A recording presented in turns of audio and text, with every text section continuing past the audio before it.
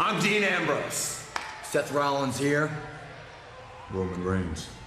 In early 2014, the entire pro wrestling landscape was changing. CM Punk, by that time, had already held the WWE title for over 400 days. Daniel Bryan was on the rise into the main event picture. Stars that typically wouldn't make it to the WWE were instead making headlines in the company, with guys like Cesaro, Dolph Ziggler, the Wyatt family, and more, all signaling the times, in fact, were changing. And then you get to these three: Roman Reigns, Dean Ambrose, and Seth Rollins. These three men were hailed as the future of the industry, and as we fast forward all the way to 2023, we can see that destiny has been fulfilled. All three members of the Shield have become main eventers for their respective brands and have soared in this new generation of pro wrestling. My name is Grisha from Wrestleology, and today, let's take a look at how the Shield changed pro wrestling forever.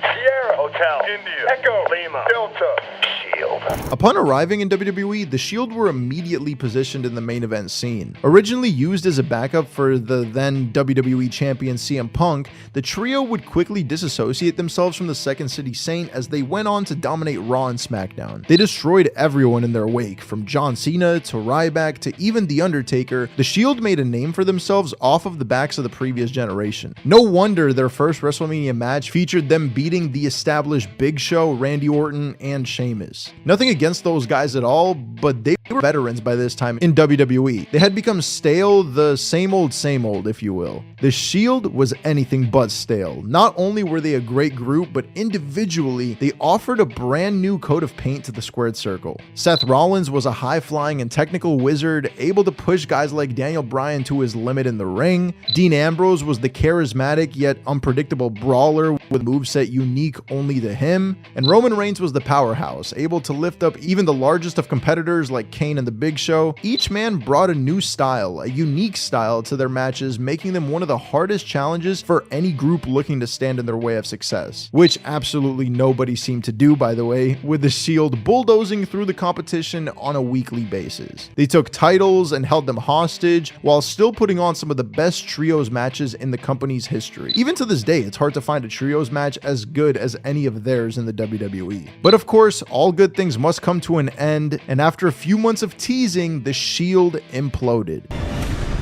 Oh my God! Are you kidding me?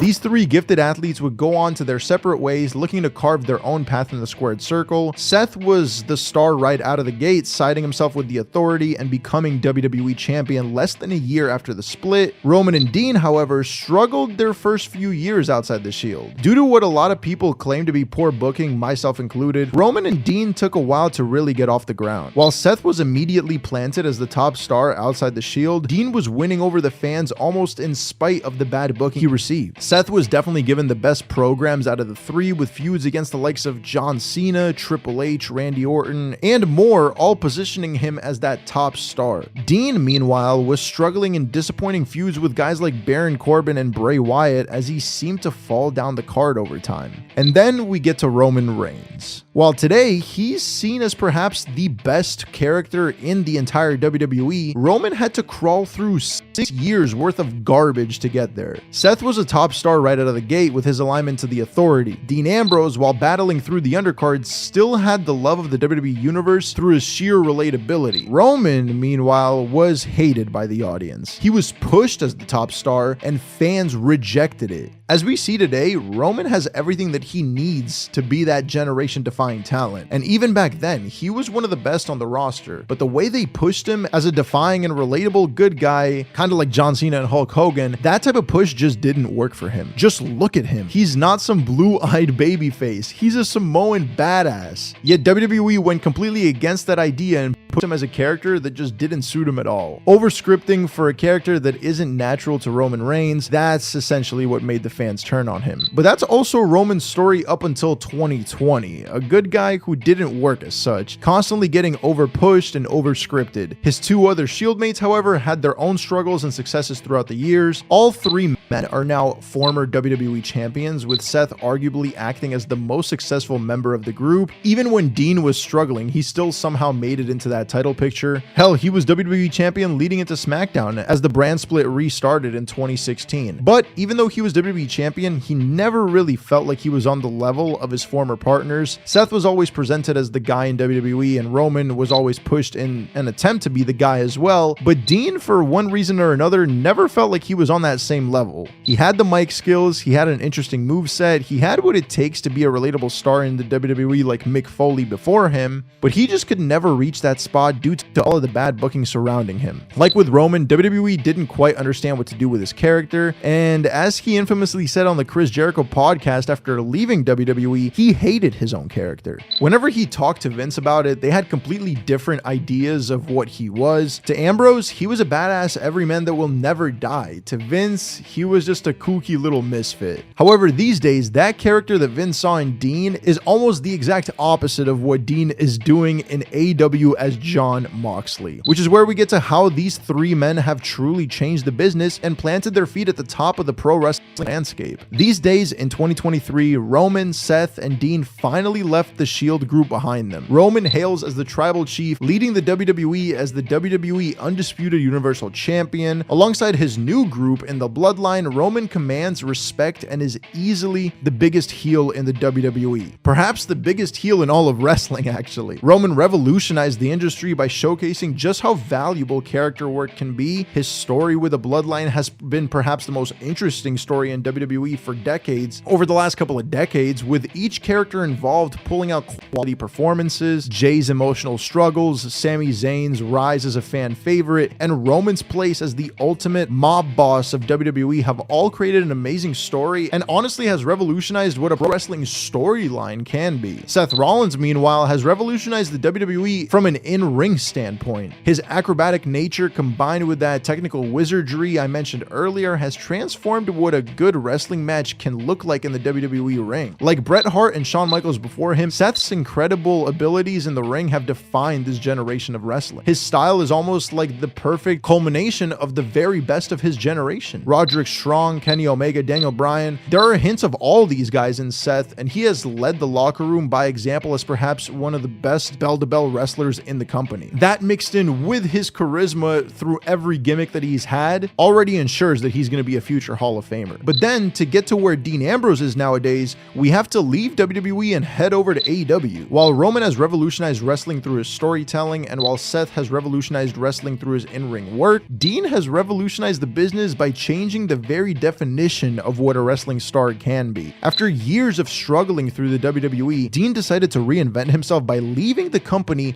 and transforming into Jon Moxley. And while he's put on some hard-hitting bouts and has had some incredible promos, Jon's time in AEW is about more than that. He proved that the WWE isn't the be-all end-all for a pro wrestler. There is more to pro wrestling outside the WWE. And while Chris Jericho laid the foundation of that sentiment during his run in New Japan Pro Wrestling, in my opinion, Moxley solidified it by leaving for AEW and instantly becoming the top star in that company. When looking back at their careers, they should have done more to revolutionize the industry than perhaps any other group has in history. We had the NWO, who revolutionized wrestling by launching it into its biggest boom period. We had DX, who revolutionized wrestling by helping the launch of the WWE into its most successful era. But the Shield have revolutionized every single aspect of the business. Roman has revolutionized what a pro wrestler story could look like. Dean, now Jon Moxley, has revolutionized what a star can do when given the freedom only seen outside of WWE. Seth has revolutionized what it means to be an athlete in pro wrestling. The Shield is the biggest success story in recent years for the WWE, and maybe even one of the biggest in their history. Their legacy has impacted an entire generation of wrestlers and will continue to do so for many years to come. And these three men, who originally came out as nothing more than the muscle for CM Punk, have arguably done more than CM Punk himself in changing the industry. The Shield has changed pro wrestling forever, and I don't think you can argue with that. If you enjoyed the video, make sure to go ahead and drop a like on it, as well as subscribe and notifications turned on, and thank you so much for watching.